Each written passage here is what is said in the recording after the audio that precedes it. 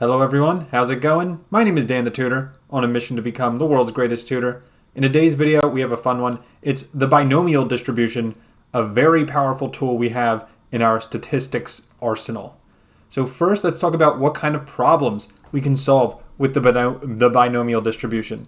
So first of all, we're going to be able to answer questions like this. Let's say I flip 3 coins, and I want to know the probability of getting exactly 1 heads.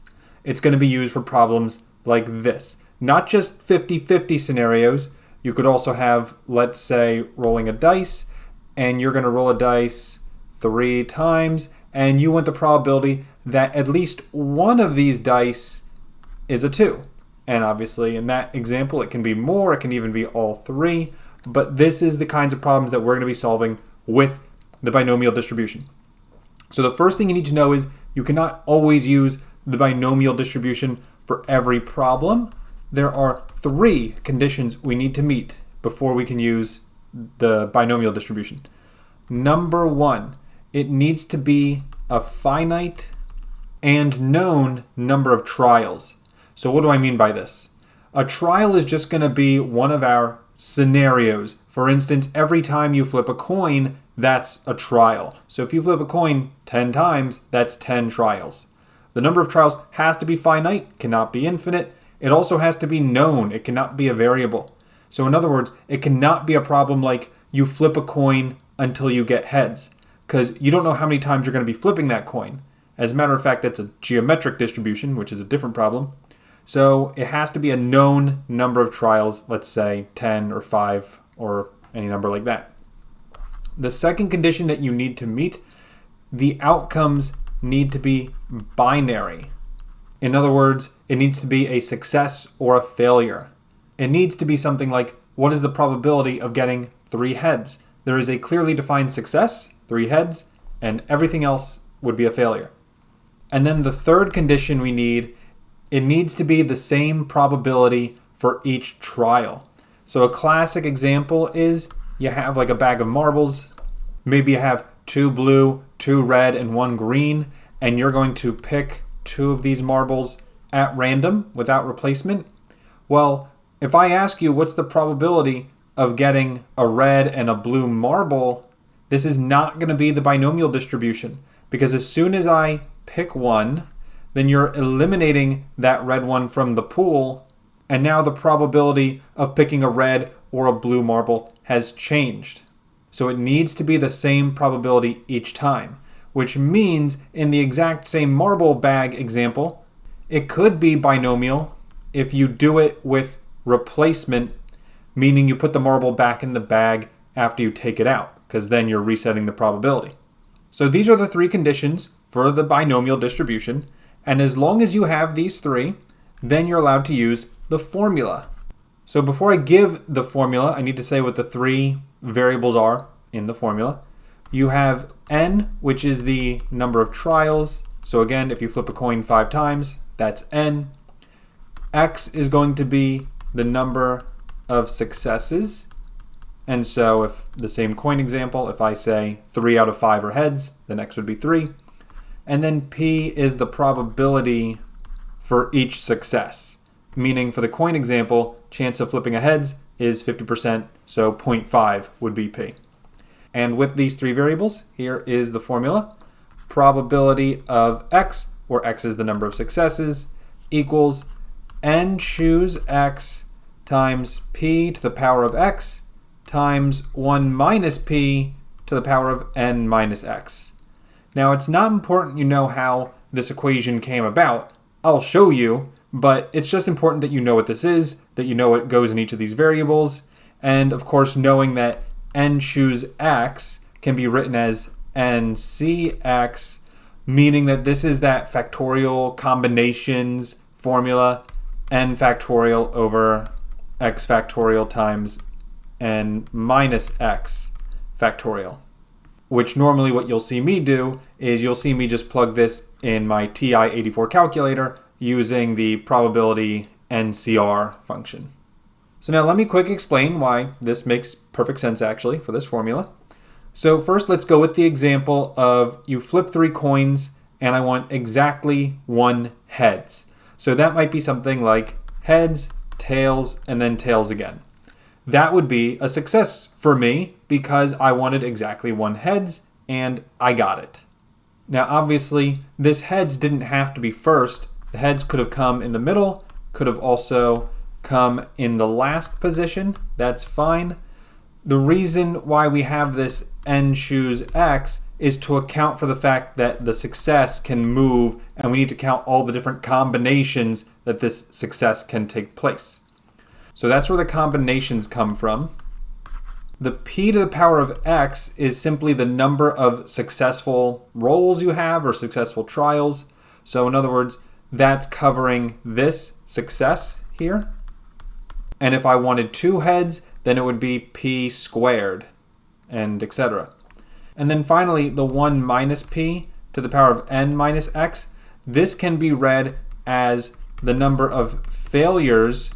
So in other words, my 2 tails here, those are my failures, and it's raised to the n minus x because n minus x is the number of failures. So 1 minus p is the probability of failure, n minus x is the number of failures, and that's how this formula comes about. All 3 of these numbers are multiplied together because in statistics, if you have independent events, you multiply them together to get the total probability. And I know I'm talking fast, but that's because I just want you to memorize this formula, or maybe you get a cheat sheet. But it doesn't matter where this formula comes from, just know how to use it. So now we're just going to look at some examples, and then we'll call it a day. So for the first one I have here, LeBron James shoots free throws at a rate of 73%. If he shoots 6 foul shots in a game, what is the probability he makes all 6? So before you even answer this question, you should always ask yourself the question, can I use the binomial distribution here? In other words, do I have a set number of trials? Yes, I do. It's 6, so n is 6. Is this scenario binary outcome, meaning success or failure? Yes, because he's either going to make or miss the foul shot.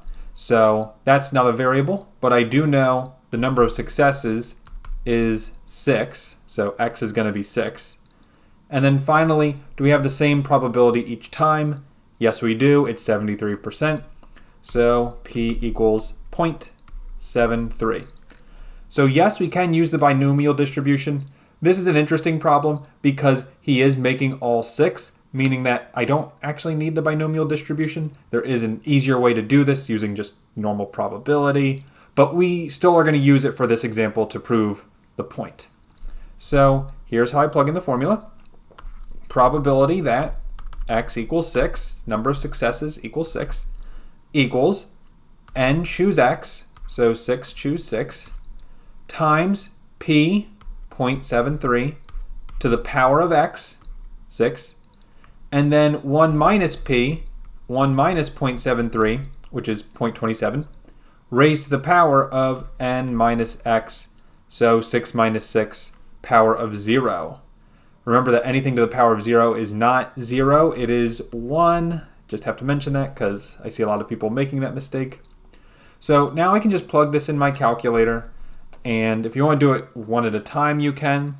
6 choose 6 happens to be 1. 0.73 to the power of 6 happens to be 0.151. And then, like we said already, that last number is going to be 1 as well.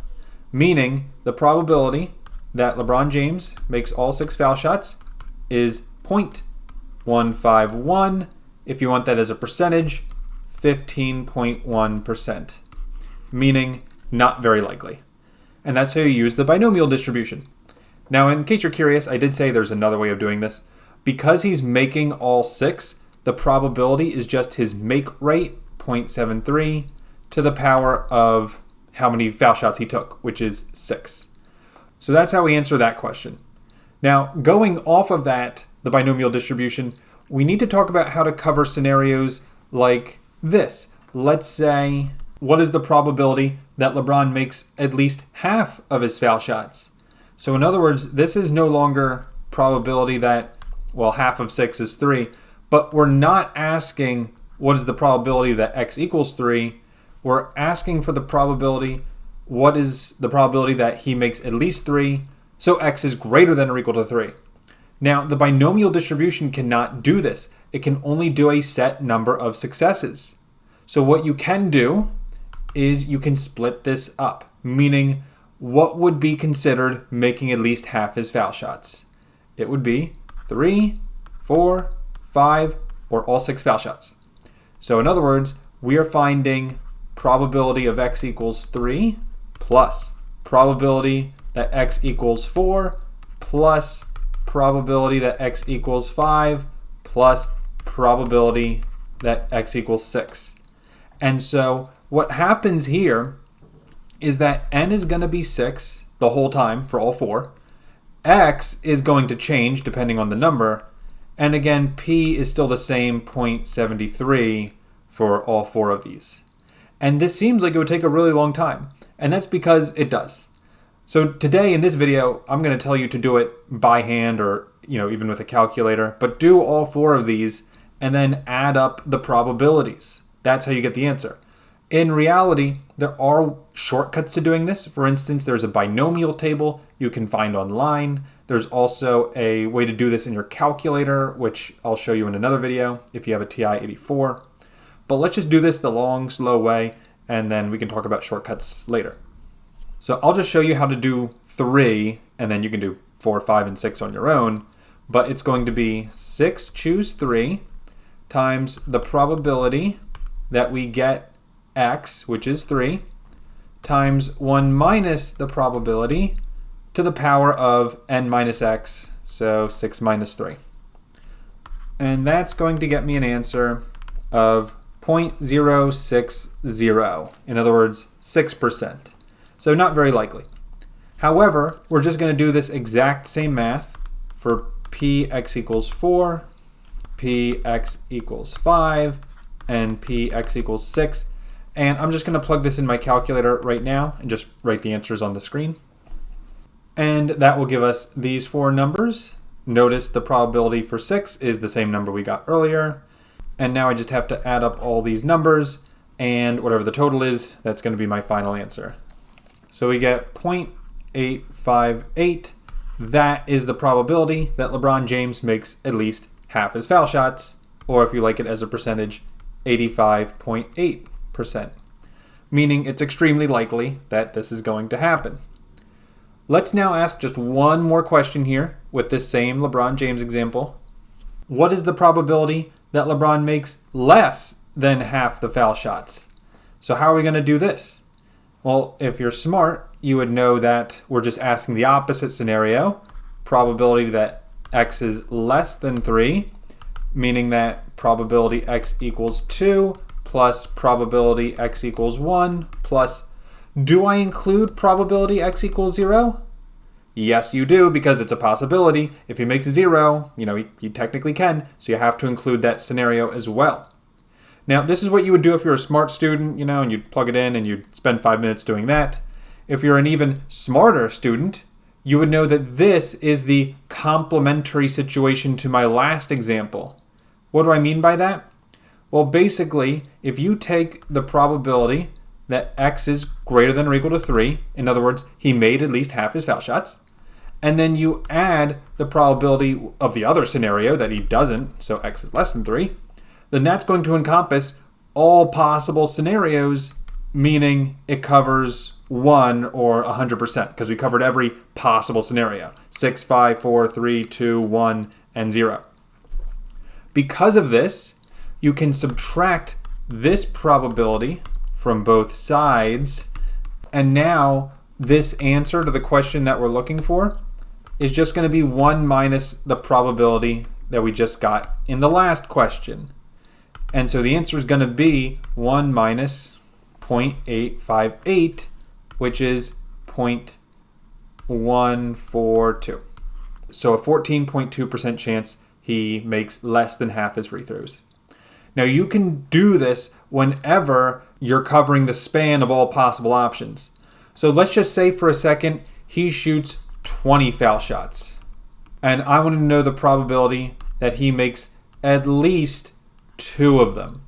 It would take forever to do probability x equals 2 plus probability x equals 3 plus dot dot dot all the way to probability that x equals 20. This would take forever. So what you can do instead is you can just say, oh, I'm just going to find the probability that it's less than 2, which is the only two scenarios, probability x equals 1 plus probability x equals 0. And that gets you, some number, let's just say 0.002. Then you just have to do 1 minus that number, and that's the answer.